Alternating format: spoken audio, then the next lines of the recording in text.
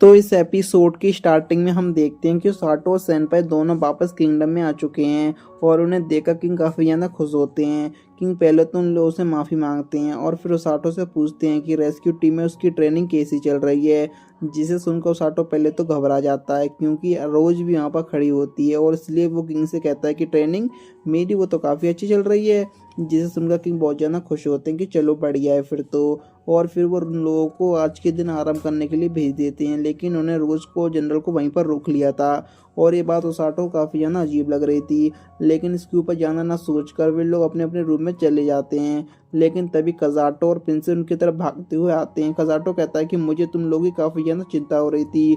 तो प्रिंसेस कहती है कि कज़ाटो वो तो आप लोगों को ढूंढने के लिए आने वाला था, लेकिन रोज ने उसे रोक लिया था। और इसके बाद वो चारों फाउंटेन के पास बैठकर बात करने लगते हैं, जिसके दौरान कज़ाटो ओसाटो से कहता है कि रोज तुम पर काफ़ी ज़्यादा भरोसा करती है। दरअसल वो इसलिए ऐसा कह रहा था क्योंकि पिछले एपिसोड में रोज ने उसे कहा था ना कि ओसाटो आसानी से नहीं मरेगा और अगर वो ठीक है तो सेनपाई भी ठीक ही होगी। और बस ये सुनकर ही कज़ाटो की सांस में सांस आई थी। इसे सुनकर ओसाटो मन में कहता है कि बेचारा इनोसेंट कज़ाटो, उसने काफ़ी आसानी से रोज की बातों को भरोसा कर लिया। एक नंबर की खूसट है वो खूसट। और इसलिए वो उसके कंधे पर हाथ रखकर कहता है, दोस्त तुम और सेनपाई हमेशा ऐसे ही इनोसेंट बने रहना। और उसके बाद उसाटो और सेनपाई रेस्ट करने के लिए निकल जाते हैं। तभी प्रिंसेस कज़ाटो से कहती है, आप जब उन दोनों के साथ होते हो तो काफ़ी ज़्यादा खुश दिखती हो। जिस पर कज़ाटो कहता है कि हाँ वो इसलिए क्योंकि हम तीनों एक ही वर्ल्ड से आए हैं। जिस पर प्रिंसेस उदास होकर कहती है, तो क्या मेरे लिए कोई जगह नहीं है? जैसे सेनपाई मुझे मेरे नाम से पुकारती है वैसे आप क्यों नहीं पुकारते हो? इस बात का मुझे ना काफ़ी ज़्यादा बुरा लगता है। क्या आप अब से मुझे मेरे नाम से पुकारोगे? जिसे सुनकर इनोसेंट कज़ाटो प्रिंसेस की प्यार भरे इशारे समझ ही नहीं पाता और वो कहता है, ठीक है अगर आप ऐसा ही चाहती हो तो मैं आपको अब से आपके नाम से बुलाऊंगा। तो वहीं दूसरी तरफ किंग और उनका मिनिस्टर जनरल रोज को बताते हैं कि हमने उन लुटेरों से पूछताछ की है जिन्होंने सेनपाई और साटो पर अटैक किया था। उनके मुताबिक वो पासी के लैंड से आए हैं और उनका कहना है कि वहाँ पर मॉन्स्टर की तादाद बढ़ती जा रही है और वह किसी डर के मारे उनकी तरफ आ रहे हैं। जिसे सुनकर जनरल कहता है, तो मॉन्स्टर जरूर डीमन आर्मी से डरकर उस तरफ आ रहे होंगे। तो किंग कहता है, हाँ मुझे भी यही लगता है।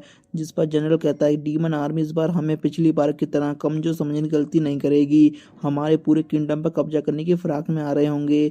जिसे सुनकर किंग उसे तुरंत सभी सोल्जर की यूनिट को स्टैंड बाय पर रखने के लिए कहता है। तो वहीं जनरल और मिनिस्टर वहां से जाने के बाद किंग रोज से कहते हैं कि मेरे पास तुम्हारे लिए एक टास्क है। जिसे सुनकर रोज समझ जाती है और कहती है कि तो आप चाहते हो कि मैं डीमन लॉर्ड की आर्मी का पता लगाऊं? जिस पर किंग हाँ में सर हिलाते हैं और वो ऐसा इसलिए कह रहे थे क्योंकि किंग के हिसाब से वो पूरे किंगडम में सबसे ज़्यादा तेज भागती है। तो रोज इस टास्क को एक्सेप्ट करके वहां से जाने वाली थी कि तभी किंग उसे रोक कर उसके पास आकर कहते हैं कि क्या तुम्हें पिछली बार की तरह इस बार भी सोल्जर को लीड नहीं कर सकती? जिस पर रोज कहती है कि नहीं बिल्कुल भी नहीं, मैं अब दोबारा उस पोजीशन पर जाने का कोई इरादा नहीं रखती। जिसे सुनकर किंग कहते हैं कि क्या तुम अभी भी तभी रोज बोल पड़ती कि हाँ मैं अभी भी मेरी टीम की डेथ का जिम्मेदार खुद को मानती हूँ और ये जो मेरी सीधी आंख पर जख्म है वो कभी भी मुझे उस बात को भूलने नहीं देगा। जिस पर किंग कहते हैं कि रोज लेकिन उससे तुम्हारा कोई फॉल्ट नहीं था। जिस पर रोज कहती है कि नहीं वो मेरा ही फॉल्ट था, मैं जानती थी कि मैं डेथ को हिल नहीं कर सकती लेकिन इसके बावजूद भी मैं उन्हें बैटलफील्ड में लेकर गई और इस जख्म उसी बात का पनिशमेंट है और इसलिए मैंने रेस्क्यू टीम की स्थापना करी ताकि लड़ने की बजाय मैं जख्मी लोगों को बचा सकूं। जिस पर किंग कहते हैं कि हाँ तुमने पिछले 2 सालों में रेस्क्यू टीम की मदद से काफ़ी लोगों की जान बचाई और इससे तुम्हारा गोल कंप्लीट हो गया होगा। जिसे सुनकर रोज कहती है कि हाँ लेकिन रेस्क्यू टीम बनाने का मेरा एक और मकसद है, मैं अपने वंशज को ढूंढना चाहती हूँ। जिसे सुनकर किंग थोड़े हैरान हो जाते हैं क्योंकि रोज को कोई भी टक्कर नहीं दे सकता। जिस पर रोज कहती है कि इसलिए तो मैं इतनी कड़ी ट्रेनिंग करवाती हूँ ताकि एक दिन मुझे मेरा वंशज मिल जाए और शायद वो मुझे मिल भी गया है। जिसे सुनकर किंग समझ जाते हैं कि वो साटो की बात कर रही है। जिस पर रोज कहती है कि हाँ उसकी स्ट्रॉन्ग एबिलिटी और जीने की चाहत उसे मेरा वंशज बनाने के परफेक्ट कैंडिडेट बनाती है। अगर सही मायने में कहूँ तो वो डिट्टो उसी की कॉपी है जिसने मेरे हाथों में दम तोड़ा था, लेकिन किसने दम तोड़ा था वो हमें नहीं बताया जाता। और बस इसी वार्तालाप के बाद रोज डीमन आर्मी को ठिकाने का पता लगाने निकल जाती है। इसके बाद रात में अपने बेस पर आने के बाद उसाटो को टेबल पर एक लेटर पड़ा हुआ मिलता है। दरअसल रोज ने ये लेटर उसे ये पर्टिकुलर एड्रेस पर डिलीवर करने के लिए कहा है। तो वहीं दूसरी तरफ भारी बारिश में डीमन आर्मी अमीला के कमांड पर नदी पर पुल बना रही होती है ताकि वो लोग किंगडम पर अटैक कर सकें।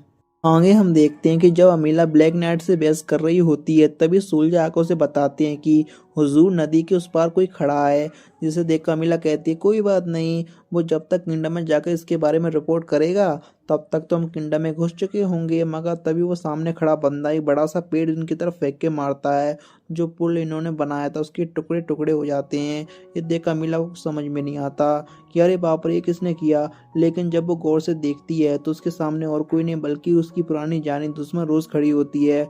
अब क्योंकि इतनी भारी बारिश में इतनी मुश्किल से जो पुल बनाया था वो टूट गया था, इसलिए अमीला गड़बड़ा जाती है। तो वहीं रोज की चीख सुनकर उसे बड़ी सी स्मेल देखकर वहां से भाग खड़ी होती है और वो मन में कहती है कि मेरा तुम लोगों को रोकने का कोई मकसद नहीं था, मैं तो सिर्फ तुम लोगों को थोड़ा डिले करवाना चाहती हूँ। जिसके बाद दूसरी तरफ हम देखते हैं कि अगले दिन उसाटो वो लेटर पहुँचाने के लिए सिटी में चला जाता है।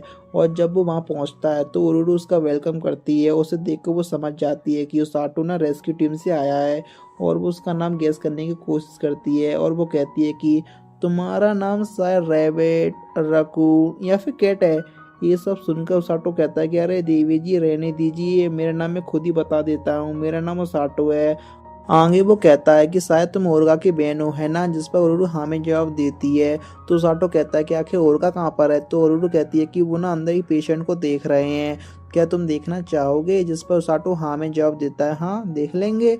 और फिर वो दोनों पर्दे के पीछे छुपकर देखने लगते हैं। वहाँ पर खड़े खड़े उरुरु कहती है कि उसका भाई ना बहुत ही जल्दी डिस्ट्रैक्ट हो जाता है, इसलिए शांति से खड़े होकर इसे देखो।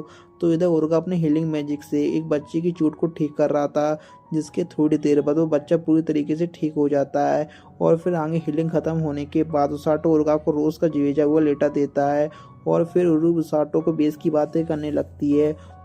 तो इधर ओरका रोज का भेजा हुआ लेटर खोलकर पढ़ने लगता है। लेटर पढ़ते ही उसके चेहरे का रंग बदल जाता है, मानो उस लेटर में कोई काफी बुरी चीज लिखी हो। लेकिन वो उसके बारे में साटो और ओरका कुछ नहीं बताता।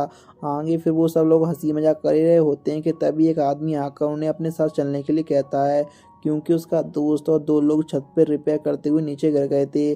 जिसे सुनकर ओरका फटाफट साटो को अपने साथ चलने के लिए कहता है। इंसिडेंट वाली जगह पहुंचने पर ओरगा ओसाटो और उरुको को भी एक ही पेशेंट को ठीक करने को कहता है। ओसाटो उस आदमी के जख्मों को देखकर सोचता है कि मैंने इससे पहले ओरगा और सेनपाई के मामूली चोटों को ठीक किया है, लेकिन ये जख्म तो काफ़ी ज़्यादा खतरनाक लग रहा है और शायद बेटा फिल्म में तो मुझे इससे भी भयानक चीज़ें देखने को मिलेंगी।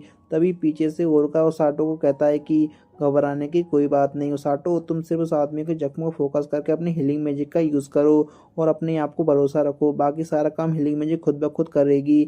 जिसे सुनकर ओसाटो मन में कहता है कि जब रोज़ मुझ पर भरोसा कर सकती है तो मैं खुद पर भरोसा क्यों नहीं कर सकता। इतना कहते ही वो अपने हीलिंग मैजिक का यूज़ करना स्टार्ट करता है और देखते ही देखते उस आदमी का दर्द उड़न छू हो जाता है। खैर इसके बाद ओसाटो दोनों भाई बहनों को बाय बोलकर वेस की तरफ निकल जाता है। तभी इस तरफ उरुडू उसको बताता है कि जो लेटर रोज ने उन्हें भेजा है उसमें वॉर की प्रिपरेशन करने के लिए कहा गया है। जल्दी डीमन आर्मी उन पर हमला करने वाली है। हालांकि हम लोग की तरह ओसाटो के पास बैटलफील्ड का एक्सपीरियंस तो नहीं है, लेकिन मुझे पूरा यकीन है कि रोज जल्दी उसे उसकी ट्रेनिंग भी दे देगी। अब वॉर की बात सुनकर उरुडू काफ़ी ज़्यादा उदास हो जाती है। तो वहीं दूसरी तरफ जब ओसाटो शॉप से फ्रूट लेकर अपनी बेस की तरफ जा ही रहा होता है कि तभी अचानक से एक लड़की उसका हाथ पकड़कर कहती है कि सिर्फ तुम ही हो जो ये देख सकते हो, इसका मतलब तुम ही हो जो आने वाले फ्यूचर को चेंज भी कर सकते हो। इतना कहते ही उस लड़की की आंखें रेड कलर से चमकने लगती हैं और फिर ओसाटो को एक विजन दिखाई देता है कि डीमन आर्मी के हमले के कारण चारों तरफ तबाही मच गई है। साथ ही में ब्लैक नाइट ने काज़ाटो और सेनपाई को दोनों खत्म कर दिया है, जिसे देखकर ओसाटो काफ़ी ज़्यादा डर जाता है। तभी वो लड़की कहती है कि मैंने अपना काम कर दिया, अब तुम्हें अपना काम करना है। जिसके बाद वो वहाँ से चली जाती है और ओसाटो तो वैसे डर के मारे वहाँ पर खड़ा हुआ होता है। और इसी के साथ हमारा एपिसोड यहीं पर ख़त्म होता है।